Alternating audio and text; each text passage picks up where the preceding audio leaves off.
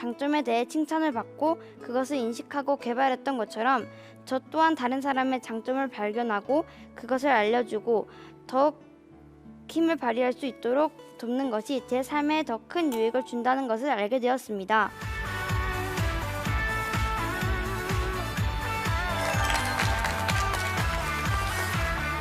안녕하십니까. 저는 더힘스쿨에 재학 중인 6학년 함지은입니다. 이렇게 무대에 서서 여러분에게 강연을 할 수 있어 무척 떨리기도 하고 설레기도 하는데요. 지난 시간을 되돌아보면 제가 이 무대에 서 있는 것이 기적처럼 느껴집니다. 왜냐하면 저학년 시절 저는 누구보다도 부끄러움이 많은 학생이었기 때문입니다. 저는 두려움도 많아 매일 주어지는 과제가 염려되어 집에 가서 울기도 했었습니다. 또 밤을 새워 준비한 과제를 때로는 부끄러워 발표하지 못할 때도 있었습니다. 그럴 때 선생님께서 조언이라도 해주시려고 하면 저는 짜증을 내거나 못 들은 척할 때도 있었습니다.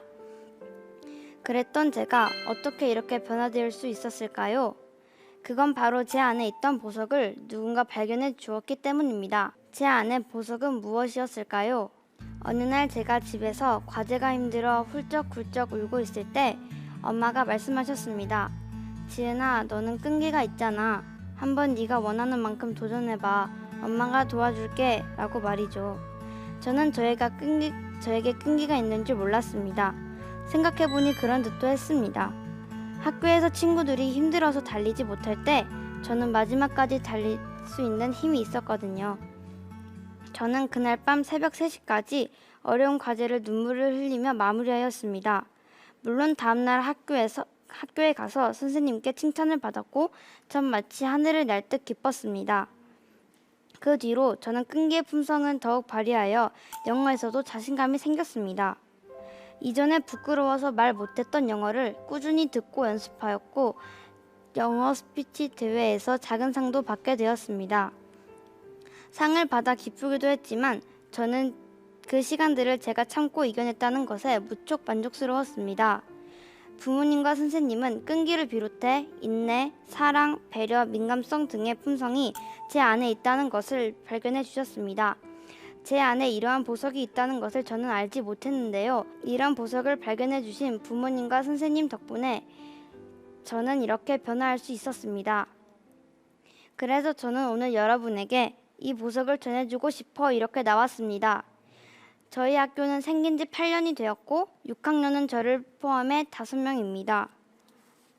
5명은 작은 것 같지만 저희는 각자의 장점과 단점을 알고 서로 돕고 협력하여 즐거운 학교 생활을 하고 있습니다.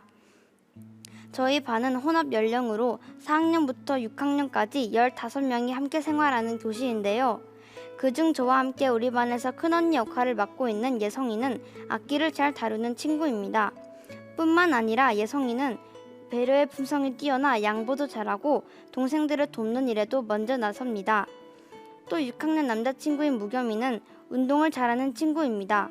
그래서 무겸이는 후배들과 자주 야구, 축구를 해주기도 합니다. 물론 친절하게 설명도 하고 말입니다. 참, 무겸이는 열성의 품성도 있습니다. 그래서 종종 좋아하는 것을 발견했을 때 모든 것을 제쳐두고 그것만 몰두할 때도 있었습니다. 그런데 이 친구들 또한 처음부터 이러한 보석을 빛냈던 것은 아니었죠. 전 1, 2학년 때 예성이와 많이 다투기도 했습니다. 왜냐하면 예성이가 너무 많은 것을 제게 간섭했기 때문이죠. 또 무겸이와도 다툰 적이 있습니다. 무겸이와 같은 팀이 되어 활동하는데 무겸이가 자기 일에 빠져 협력하지 않았기 때문이죠. 그런데 어느 날 선생님과 이야기를 나누며 예성이와 무겸이의 장점을 되돌아보게 되었습니다. 찾아보니 이 친구들에게 배려와 열성의 품성이 있다는 것을 생각하게 되었고 이후 저는 도움을 받거나 그런 모습을 볼 때 예성이에게 무겸이에게 칭찬을 건네게 되었습니다.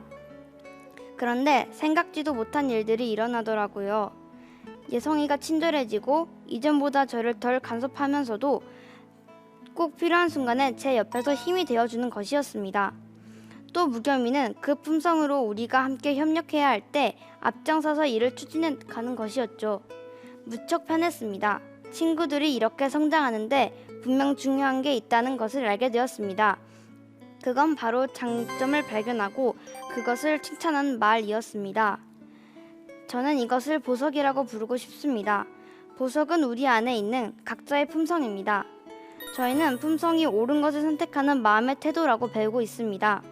그런데 이러한 저의 보석을 누군가 말해주지 않았다면, 격려해주지 않았다면 저는 저에게 이러한 장점이 있는 줄 모르고 살았을 수도 있을 것 같습니다. 또한 제가 친구들의 모습에서 장점을 발견하지 못했다면 저는 친구들과 여전히 다투며 나와 맞지 않는다고 생각했을 것입니다. 하지만 제가 저의 장점에 대해 칭찬을 받고 그것을 인식하고 개발했던 것처럼 저 또한 다른 사람의 장점을 발견하고 그것을 알려주고 더욱 힘을 발휘할 수 있도록 돕는 것이 제 삶에 더 큰 유익을 준다는 것을 알게 되었습니다.